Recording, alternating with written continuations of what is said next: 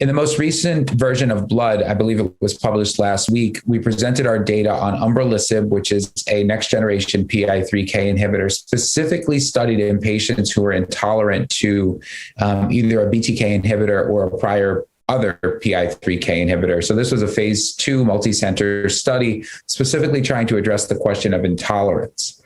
And this is a major issue when you think about drugs like ibrutinib or other PI3K inhibitors, where you can see discontinuation rates ranging between 40%, for example, with ibrutinib in the frontline setting at 5 years, and even higher with PI3K inhibitors, where probably more than half of the discontinuations are due to an intolerance event. In the setting for PI3K inhibitors, for example, pneumonitis, colitis, transaminitis, or infection. For BTK inhibitors, that could be AFib, a flutter, rash, arthralgias, hypertension, infection. And there's a longer list, but those are the most common. In that setting, you're specifically dealing with a situation where the patient has responsive disease to a class, so there's activity, but you're giving up on the drug because of an adverse event that was intolerable or life-threatening for the patient.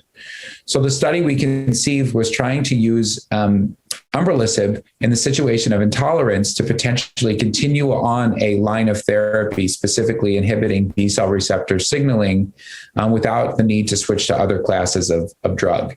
The take home from the study was that Umbralisib was well tolerated. The discontinuation rate due to an adverse event for Umbralisib was approximately 12%. So even in a population where 100% of the patients had to discontinue a prior targeted therapy due to an AE, only 12% had to do so here. We saw that responses were durable. We report the median PFS of approximately 23 to 24 months.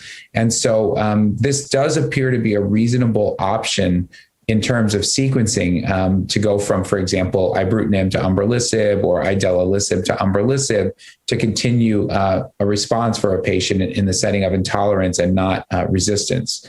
The caveat to all of this is that Umbralisib is not approved for CLL in the US. This would be considered off-label use of the drug, but in the context of the clinical trial specifically, this did appear to be a successful strategy. In CLL, where we're dealing with therapies, none of which are thought to be given with curative intent, the optimal sequencing of novel agents is a very important research topic. And this is one more small piece of information that's helping to guide what's the appropriate sequencing strategy for patients to provide them with the longest duration of response and therefore the best quality of life.